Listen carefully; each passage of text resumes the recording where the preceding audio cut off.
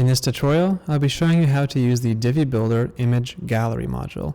As the title suggests, the Image Gallery module allows you to add an image gallery to your poster page. Here's an example of a Divi image gallery. When you click on an image, it opens up in a light box, which is nice. And you can also choose to have it be in grid mode, as you see here, or to have the gallery be in the form of a slider, as you see here. So there's two different choices. And so let's jump into the image gallery module settings, and I'll show you exactly how to use this on a poster page. So here's a post I'm working on. It's just a standard post with a sidebar and some text. And between these two blocks of text, I would like to add an image gallery. I'm going to edit the page. And below that first row, I'm going to add a new row. And I'm going to make it a one-column row and drag it up between that first row and the second row. And then I'm going to click the Insert Modules button and look for the Image Gallery module, which is right here. It's called Gallery. And once you click the Gallery module, you're going to be greeted with the Image Gallery module settings. As with all Divi Builder modules, these settings are broken up into three different tabs: the General Settings, Advanced Design Settings, and Custom CSS. As a general rule of thumb, everything you need to create an awesome page in the Divi Builder is available in the General Settings tab.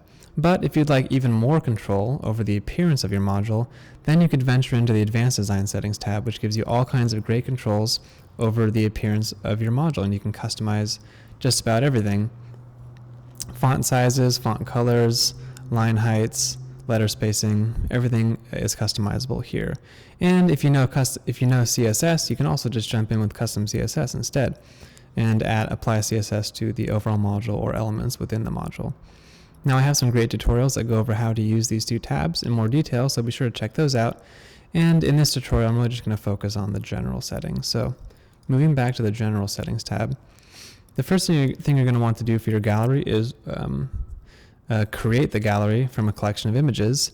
And we just use the standard WordPress gallery creation process. So you can click the Update Gallery button here, and then you can just choose some images to use in your gallery. So in this case, I'm just going to choose these 4 images, and then I'm going to click Add to Gallery, and then I'm going to click the Update Gallery button, and we're good to go. The gallery's been added, and now we can continue on to the additional settings that affect the appearance of those images. First up is the layout, and we can choose between grid and slider, which I showcased earlier. And in this case, I'm going to start out with the grid mode. And then you can choose the amount of images that are displayed per page within the gallery. And if you have more images than are allowed here, then a pagination will be created, and you can click between different pages of images.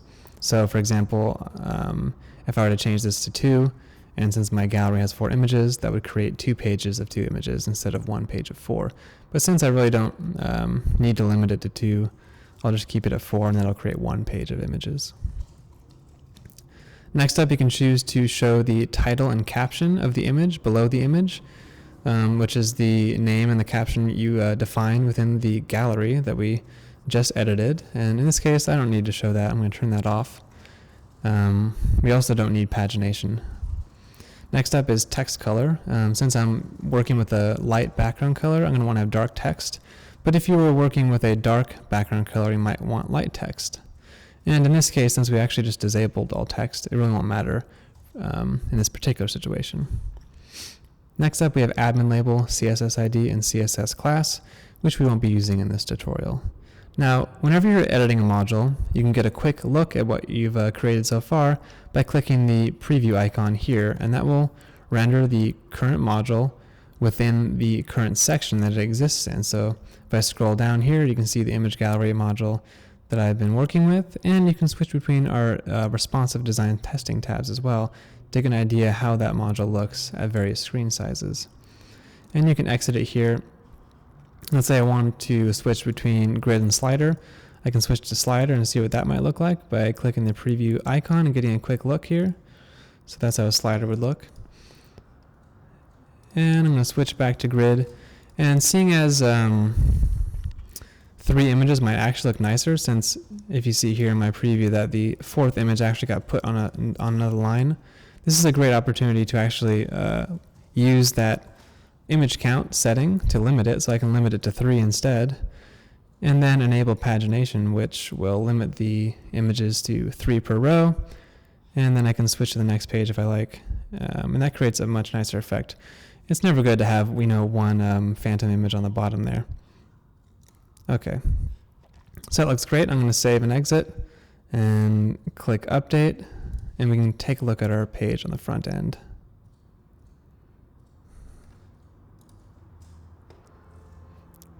And here we go. Here's our finished page.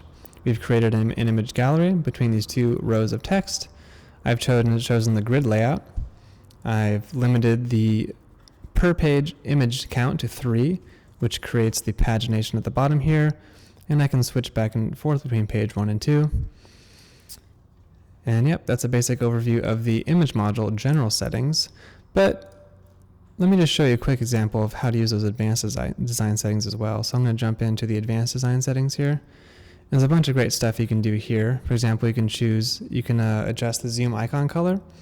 By default, it's blue, but if I want to make it purple, I could do that. The hover overlay color, right now it's white, but I could change it to black and it would darken the images instead of lighten them, which might be a nice effect. And you can use the alpha slider here to adjust the alpha transparency as well. So I can get a quick look at that. And you can see that the icon color has been changed to purple, and the hover color has been changed to a transparent black. And as I look at this preview, I can see that, that purple color doesn't really show up very well on that darkened image, so I might maybe change that to something else like white and take a look at that. And as you see, that's looking quite nice. So that's just an example of how you can use those advanced design settings to really customize the appearance of the module. And that's a basic overview of the image gallery module.